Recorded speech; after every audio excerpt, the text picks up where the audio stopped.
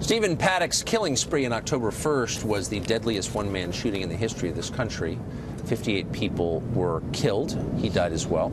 It's a tragedy that demands answers, but instead questions have only piled up. Why have we heard nothing more about Mary Lou Danley, for example, his girlfriend, Paddock's girlfriend, even though police say she may be hiding something? Where was Vegas's 40-member SWAT team as Paddock went on his rampage? For ourselves, we have asked why Las Vegas police have repeatedly obstructed our questions or been outright hostile to us. Weeks ago, they refused to provide answers to basic questions about security guard Jesus Campos, the one who took off for Mexico right after the shooting. Today, they made it impossible for us to get a filming permit on public land. Why is that? We have no idea, but it tells you something interesting. Catherine Lombardo is an attorney representing many of the shooting victims here in Las Vegas. Doug Papa is a former police officer and casino security expert, and they join us both tonight. Thank you both for coming on. Thanks, Tucker. So, Doug, give me the overview here. We were talking in the break. We have compiled a list, my producers and I, of questions to which we have no answers. Very basic questions. I won't repeat them on the air, but basically we know basically nothing. That's true. Why?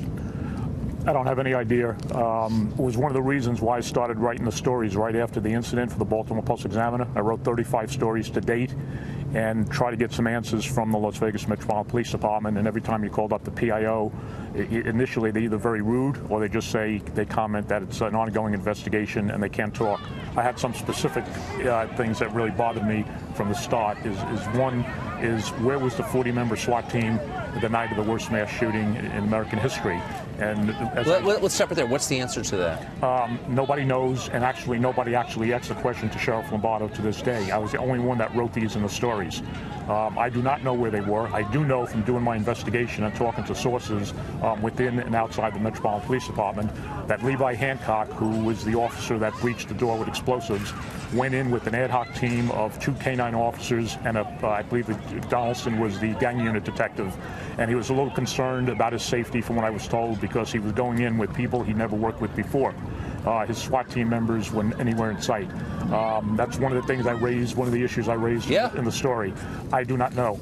And that's, you can add that to a long list of things we don't know. So I think a basic question I've had from the beginning, and I haven't heard it addressed, is did Stephen Paddock come to the attention of authorities, federal, state, or local, before this shooting? And I'm not alleging a conspiracy, but it's a basic question. Did they know who this guy was? Do you know the answer to that? I don't know the answer, but I suspect the answer is yes, based on what I've heard. Listen, I can't remember what's rumor, what's conspiracy theory, and what's facts on some days, but I've heard a lot of things. I've actually received a lot of information on paper.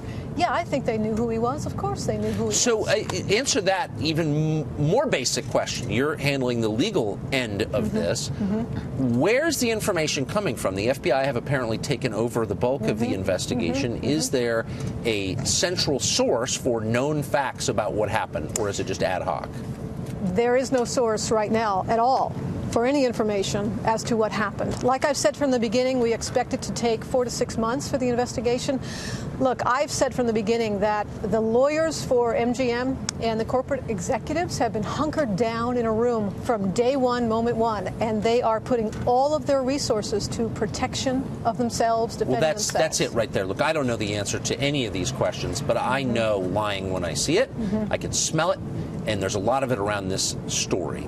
I suspect that, I'm not just alleging a cover-up, I don't think it's as simple as that, but that the authorities are trying to cloak their incompetence from the public. Do you have evidence that that's true? Well, one of the things I picked up on the stories I did a story on was that I was told through sources inside and outside the police department, and I verified it, was that the homicide division early on was pulled off this case. Now, homicide detectives normally investigate homicides and suicides because you don't know if a suicide is actually a homicide until it's investigated. Right. They were pulled off the case, and the case was given to an entirely different bureau commander.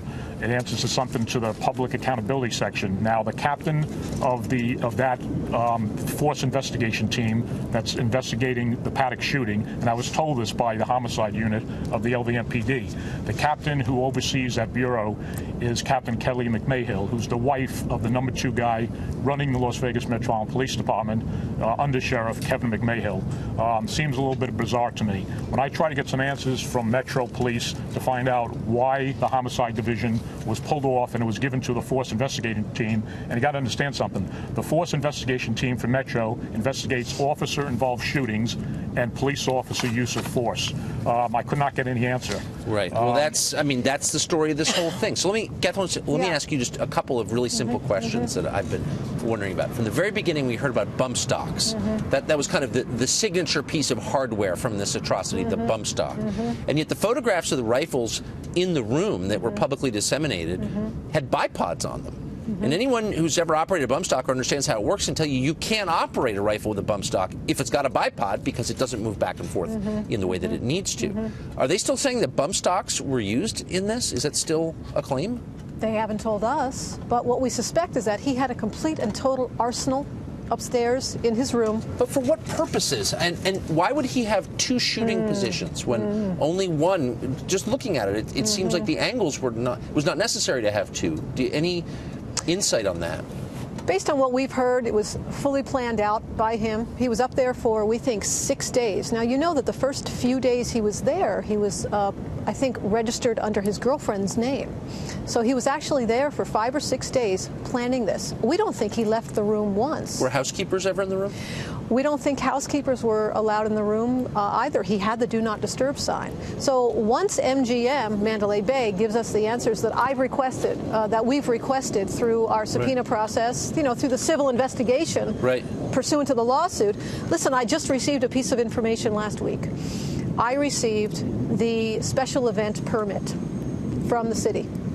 And there it is in black and white, handwritten, filled out by an MGM executive for this event that happened right behind us. It wasn't Live Nation Entertainment. It was MGM, a corporate executive, who filled out the special event permit for this particular concert. So their fingerprints are all over it. So why would, finally, Doug, why would the interior door be locked? Police said they broke through, A, and B, how in the world could an officer have fired a weapon accidentally in the room after the shooting? Is there any explanation for how that might have happened? No. Again, I raised both those issues in my story. As far as for the door being locked, because they did breach the outer door when they went in. Yes. You heard that on the radio. And then when they went in after they cleared the first room, you hear them on the radio saying we have to breach the second door in 5 seconds. Now, if you're breaching the door, obviously they couldn't get in, so it was locked. And my question has always been, well, who locked that door? According to Sheriff Lombardo, Paddock committed suicide right after he fired his last round, somewhere in that time period. So who locked that door from the inside? Because it had to be locked from the inside. It's one of many questions, No and answers I yet. suspect we should be here all week into next month to get answers. But we're going to continue following the story. Thank you both very much. Thank you for covering this. My I clients appreciate it. Too. We mean it. Thank you.